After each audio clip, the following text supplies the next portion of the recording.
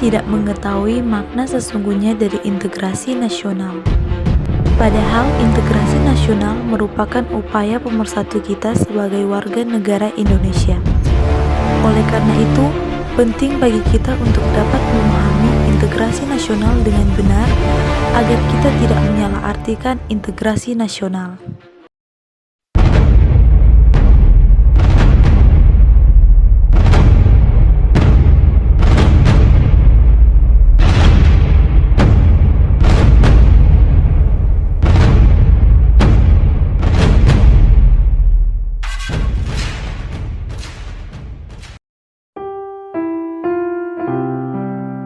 Integrasi nasional adalah penyatuan atau pembauran suatu bangsa sehingga menjadi satu kesatuan yang utuh.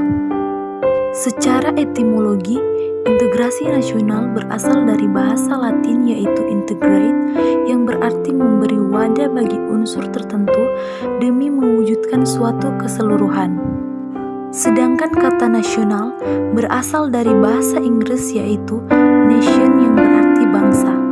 Nasional di sini mengandung beberapa artian yaitu kebangsaan dan bersifat bangsa itu sendiri. Jika dilihat dalam makna politis, integrasi nasional adalah sebuah penyatuan berbagai kelompok sosial dan budaya ke dalam kesatuan wilayah nasional yang akan membentuk sebuah identitas nasional. Secara antropologi, integrasi nasional adalah sebuah proses penyesuaian dengan unsur-unsur kebudayaan yang berbeda sehingga akan mencapai suatu keselarasan fungsi yang ada di dalam kehidupan masyarakat. Menurut Kamus Besar Bangsa Indonesia, integrasi memiliki arti pembauran sampai menjadi satu kesatuan yang bulat dan utuh, sedangkan arti dari kata nasional yang berarti bangsa. Jadi, integrasi nasional adalah proses persatuan wilayah yang di dalamnya terdapat sebuah perbedaan. Integrasi nasional merupakan proses dari bermacam kelompok sosial dan budaya ke dalam satu wilayah dalam membentuk identitas nasional. Integrasi nasional adalah proses penyatuan sebuah bangsa yang meliputi seluruh aspek kehidupannya, yakni aspek politik, sosial, ekonomi, serta budaya. Integrasi nasional merupakan penyatuan bagian yang terpisah dari masyarakat menjadi kesatuan keseluruhan yang lebih utuh atau memadukan seluruh masyarakat kecil yang jumlahnya banyak menjadi satu kesatuan bangsa. Konsep integrasi nasional secara vertikal mencakup bagaimana mempersatukan rakyat dengan pemerintah yang hubungannya terintegral secara vertikal. Konsep ini juga mencakup bagaimana menyatukan pemerintah pusat dan pemerintah daerah. Konsep integrasi nasional secara horizontal mencakup bagaimana menyatukan rakyat Indonesia yang tingkat kemajemukannya cukup tinggi dan bagaimana membangun identitas kebangsaan yang sama meski masyarakat memiliki jati diri golongan, agama, etnis, dan lain-lain yang berbeda. Yang pertama, anggota masyarakat merasa kalau mereka bisa dan berhasil mengisi kebutuhan masing-masing orang.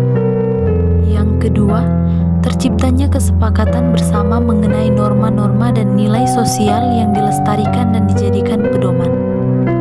Dan yang ketiga, norma-norma dan nilai-nilai sosial itu dijadikan aturan pasti dalam melakukan integrasi nasional. Yang pertama, perasaan senasib dan seperjuangan. Satu di antara faktor pendukung integrasi nasional yang paling utama ialah adanya perasaan senasib dan seperjuangan.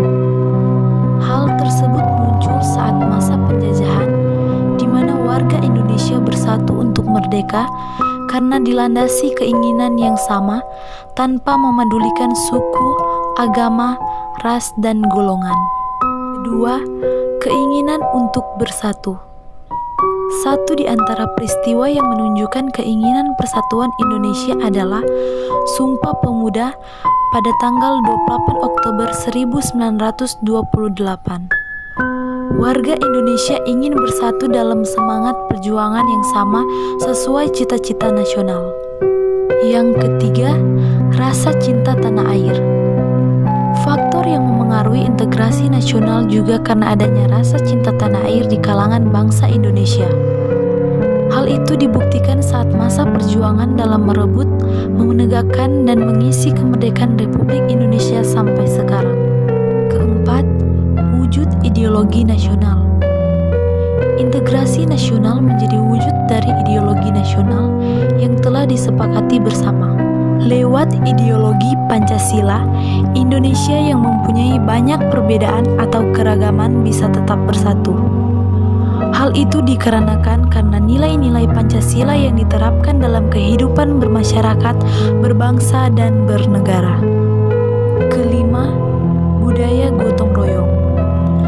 Faktor pembentuk integrasi nasional bisa timbul adalah adanya budaya gotong royong. Seperti diketahui, budaya gotong royong merupakan ciri khas kepribadian bangsa Indonesia secara turun-temurun sejak dulu dan tetap diterapkan hingga sekarang. Dan yang keenam, antisipasi ancaman asing. Integrasi nasional juga penting untuk mengantisipasi ancaman dari luar. Bentuk ancaman dari luar tersebut bisa berupa pengambilan wilayah atau pulau paling luar di Indonesia. Yang pertama, masyarakat Indonesia beraneka ragam. Masyarakat yang ada sangat beraneka ragam, mulai macam-macam kelompok, suku, agama, ras, dan golongan lainnya. Bahkan tercatat ada ribuan suku bangsa di Indonesia yang membuat integrasi nasional menjadi penghambat karena mencoloknya perbedaan yang ada. Kedua, wilayah Indonesia yang luas. Wilayah negara Indonesia yang begitu luas juga dapat menghambat integrasi nasional. Seperti diketahui, Indonesia merupakan negara kepulauan yang memiliki lebih dari 17.000 pulau dan dipisahkan lautan luas. Ketiga, kuatnya paham etnosentrisme.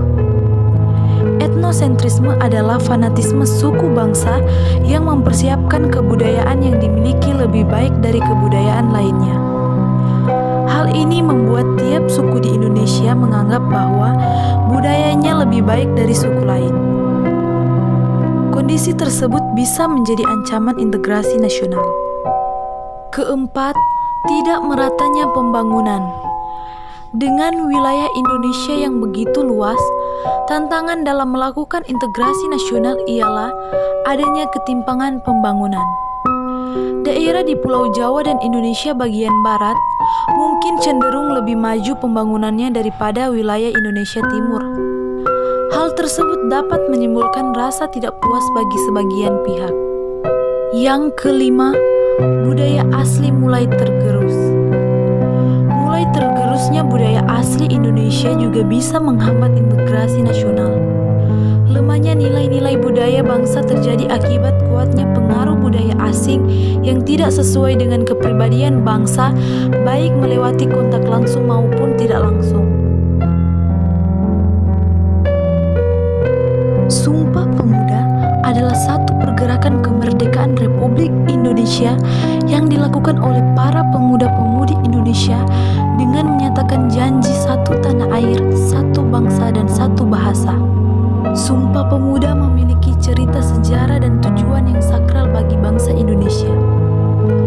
Sumpah Pemuda merupakan sebuah tekad dan semangat para pemuda dan pemudi Indonesia dalam menegakkan kemerdekaan bangsa Indonesia dari penjajahan negara asing. Sejarah tersebut yang membuat Indonesia memperingati Hari Sumpah Pemuda setiap tanggal 28 Oktober. Hari spesial dan bersejarah di mana para pemuda dan pemudi menggelorakan semangat untuk meraih kemerdekaan pada 1928. Dalam pertemuan yang berlangsung pada 27 hingga 28 Oktober 1928 di Jakarta, menghasilkan 3 isi Sumpah Pemuda yaitu Kami, putra dan putri Indonesia, mengaku bertumpah darah yang satu, tanah Indonesia. Kami, putra dan putri Indonesia, mengaku berbangsa yang satu, bangsa Indonesia. Kami, putra dan putri Indonesia, menjunjung tinggi bahasa persatuan, bahasa Indonesia. Oleh karena itu, Sumpah Pemuda berhasil mempersatukan para pemuda di seluruh Indonesia dari berbagai daerah untuk bersatu dalam menyampaikan aspirasinya bagi perjuangan kemerdekaan Indonesia. Sehingga hubungan Sumpah Pemuda dengan integrasi nasional ialah Sumpah Pemuda berhasil menjalankan integrasi nasional dengan berhasil mempersatukan pemuda dari berbagai keberagaman budaya menjadi satu.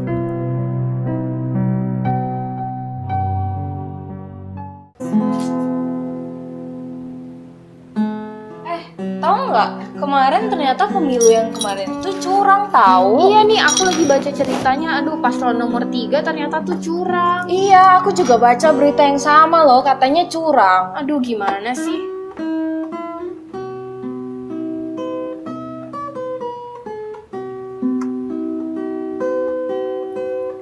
Ngobrolin apaan sih? Kayaknya seru banget. Itu, kamu tahu nggak? Kemarin pemilu itu ternyata curang loh. Nah, emang iya? Emang ada buktinya? Ini artikelnya.